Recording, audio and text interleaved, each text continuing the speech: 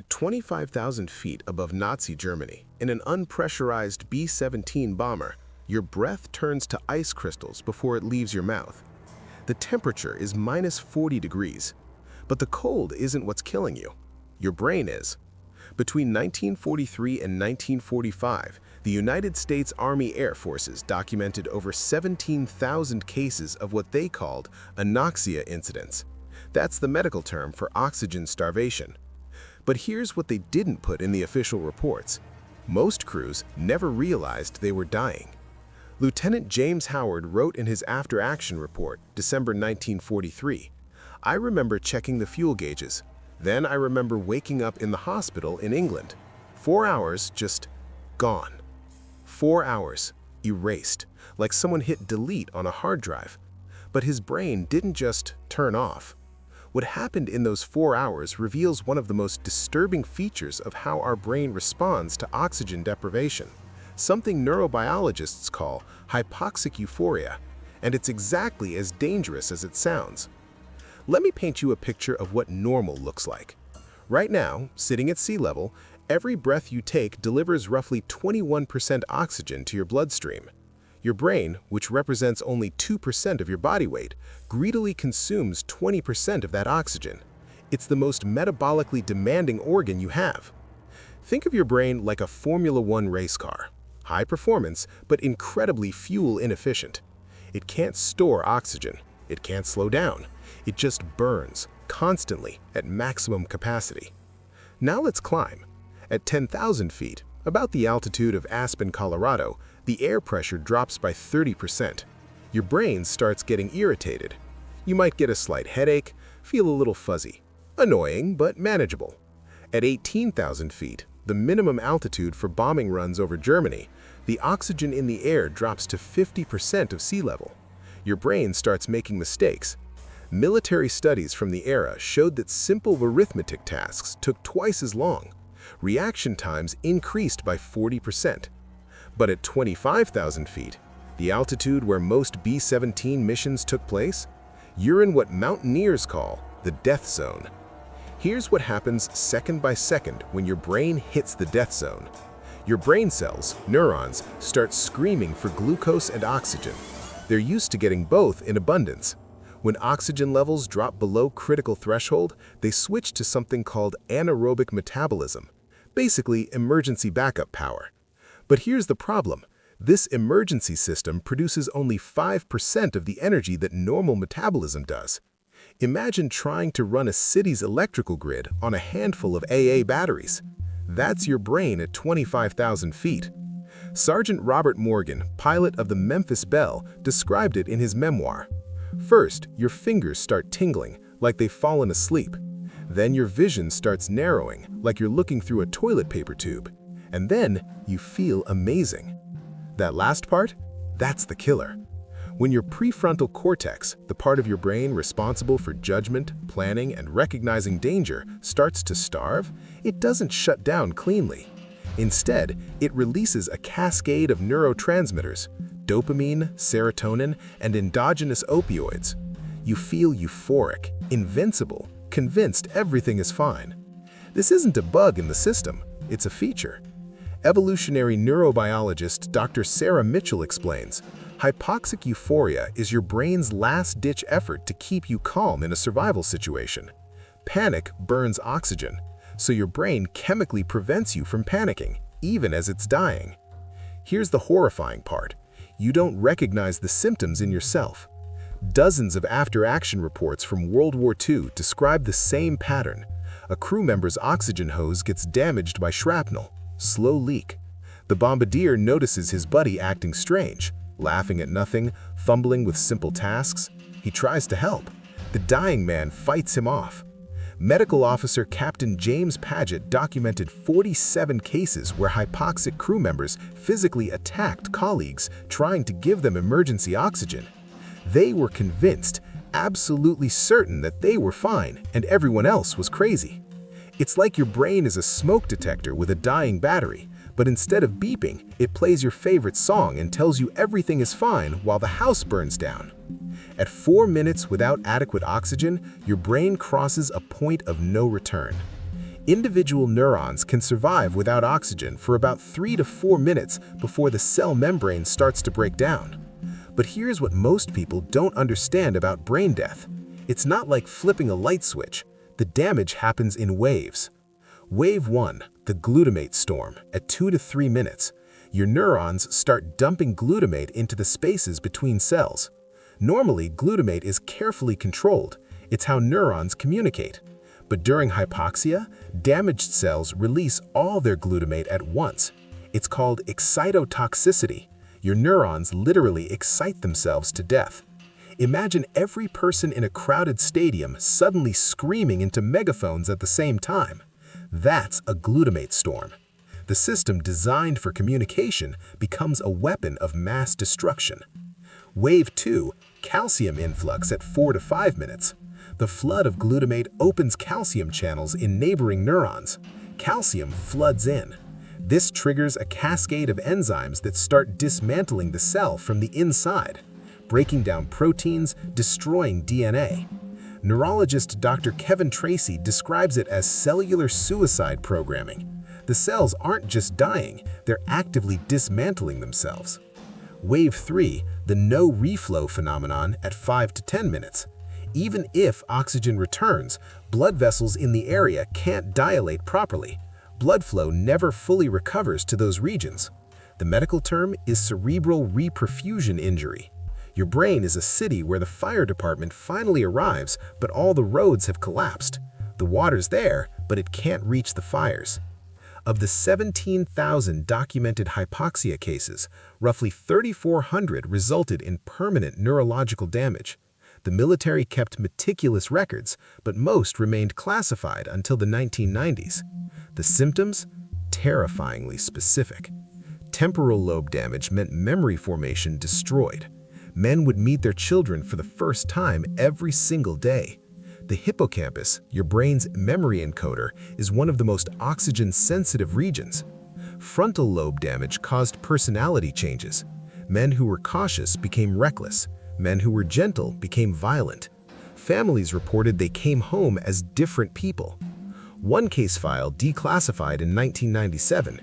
Patient presents with inability to plan sequential tasks, can understand each individual step but cannot chain them together, can tie shoe but cannot decide to tie shoe. That's executive function damage. The ability to plan, to sequence actions, to inhibit impulses, gone. Parietal lobe damage destroyed spatial awareness. Veteran pilot Lieutenant Commander Charles Griffin, after a severe hypoxia incident, could no longer navigate his own house. His brain couldn't construct a mental map anymore. Here's where the story gets darker. The Army Air Forces knew about hypoxia. They'd known since 1918. So why did they keep sending crews to 25,000 feet in unpressurized aircraft? For a civilian mountaineer, the death zone is something you minimize. You summit Everest, 29,000 feet, and you get down as fast as possible. For World War II bomber crews, the death zone was their office. 10-hour missions, sometimes longer. General Curtis LeMay's bombing doctrine required altitude. Higher meant safety from German flak. Higher meant you could carry more bombs. Higher meant you might survive. But the portable oxygen systems of 1943? Primitive. Rubber hoses that cracked in the cold. Regulators that froze. Walk-around bottles that gave you maybe 10 minutes. A 1944 Internal Army Air Memo declassified in 2003 projected hypoxia casualties 4 to 7% per mission. Acceptable losses relative to strategic gain. Acceptable losses. Those were real men, real brains, real families. The A-14 oxygen mask had a fatal flaw. It required you to manually adjust the oxygen flow based on altitude. A small dial on the regulator. Simple, right? Except at 25,000 feet, with fingers numb from cold, while German fighters are attacking and flak is exploding around you, while your brain is already oxygen deprived and making mistakes, that simple dial became a death sentence. A 1944 Internal Army study found that 68% of hypoxia cases involved crew members who had working oxygen equipment but had inadvertently set the oxygen flow rate wrong. They suffocated while breathing pure oxygen. Now, you might be thinking, this is history. This is World War II. We've solved these problems. Not quite. In 2017, neurologist Dr. Daniel Pearl published a study that should have made headlines. He examined the brains of military personnel exposed to repeated pressure changes, door breachers, artillery crews, combat engineers. He found the exact same patterns of damage as World War II hypoxia victims. Your brain floats in cerebrospinal fluid, cushioned, protected. But it's not a rigid system. It's more like a water balloon inside a harder shell. Every pressure change, every altitude shift, every explosion nearby, your brain sloshes, impacts, strains. The connections between neurons, axons, stretch, tear, accumulate damage. Small tears, microscopic, individually meaningless, but after hundreds of exposures, chronic traumatic encephalopathy, CTE. The same disease we see in NFL players and boxers. Veterans from Iraq and Afghanistan, exposed to thousands of IED blasts, show brain patterns indistinguishable from those declassified WWII. Different wars, different causes, same damaged brains. Let's talk about what it's like to live with a hypoxia-damaged brain. Your memories aren't stored like files on a hard drive. They're stored as patterns of connections between neurons. Each time you remember something, you're actually reconstructing it, like reassembling a jigsaw puzzle. But when hypoxia kills specific neurons, pieces of the puzzle vanish. Major Richard Bong, America's top WWII fighter ace, survived multiple hypoxia incidents. His widow, Marge, kept a private diary, released to researchers in 2009. August 1945. Dick asked me today if we have children. We've been married 2 years, no children.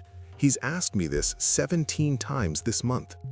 His hippocampus, memory encoder, had been damaged in a 1944 incident where his oxygen system failed at 28,000 feet. He survived, but his brain never fully recovered its ability to form new long-term memories. Imagine living in a movie where every 30 minutes the film burns and you start again from the beginning. You know something's wrong. You have this haunting sense of déjà vu, but you can't put the pieces together. That was Richard Bong's life after the war. He died in 1945, test flying a jet. Some historians argue he forgot he'd already performed the risky maneuver that killed him. Even if the conscious memories are gone, the body remembers. Your amygdala, the brain's fear center, operates below conscious thought. It stores emotional memories separately from narrative memories. Veterans with hypoxia damage would have panic attacks triggered by the sound of aircraft engines, the smell of rubber oxygen masks, cold air hitting their face, or even just altitude. One documented case, a former B-24 navigator interviewed in 1982, would have violent panic attacks every time he flew commercially, even in a pressurized cabin. His conscious brain knew he was safe. His amygdala didn't care. His amygdala had learned altitude equals death. That lesson was written in cellular architecture beyond the reach of rational thought. Your amygdala is like a smoke detector that once detected a real fire. Now it goes off every time you cook toast. It's not broken. It's doing exactly what it evolved to do, keep you alive, even if it makes your life unlivable. Here's what haunts me about this research. The official U.S. military records list 3,400 cases of permanent hypoxia damage, but a 2011 analysis by medical historian Dr. Francis Wilson found that only represents cases severe enough for medical discharge. Mild cognitive impairment, short-term memory issues, personality changes? Those men went home, got jobs, had families, died of old age, and everyone just chalked it up to war changes people. Dr. Wilson estimates that between 45,000 and 70,000 U.S. airmen came home from WWII with some degree of hypoxic brain damage. Most never knew why they couldn't remember their kids' names, why they got lost driving to the grocery store, why they'd fly into rages over nothing. The oxygen starved your brain for 4 minutes at 25,000 feet, and you spent the next 40 years living with the consequences. So what have we learned? Your brain is magnificent, capable of consciousness, creativity, love, sacrifice, but it's also fragile in ways we're only beginning to understand. Those WWII bomber crews weren't just fighting the Luftwaffe, they were fighting physics itself, fighting the reality that human biology wasn't designed for flight at 25,000 feet. And when they lost that fight, when their oxygen systems failed, their brains did something remarkable and terrible. They tried to save them by lying to them. You're fine. Everything's fine. Just keep flying. Hypoxic Euphoria. A final kindness from the machinery of consciousness as it powers down. Today, modern fighter jets have automatic oxygen systems. Commercial aircraft are pressurized. We've solved the technical problem. But we haven't solved the human problem. Because the same pattern, traumatic brain injury, subtle cognitive damage, lives forever altered, keeps showing up. Military veterans with blast exposure, athletes with repeated concussions, even people who've had severe COVID-19 where oxygen levels drop for days. Different causes, same damaged brains, same families wondering why their loved one came home different. The lesson of the unpressurized bomber: your brain is you, and you can lose pieces of yourself, pieces of who you are, in ways that leave no visible scars. Those WWII airmen were heroes. They deserve to be remembered not just for their service, but for what that service cost them. Not just their lives, sometimes their minds. If you or someone you love has experienced brain injury from combat, from sports, from any cause, know this: your brain is incredible at healing. Neuroplasticity is real, but it requires recognition, treatment, time. The cruelest thing we did to those WWII veterans wasn't sending them into the death zone, it was pretending they came back unchanged. Remember, every brain in the sky that day was trying its best to survive. Some made it home intact, some came home different, and some never made it home at all. But they all deserve to be understood.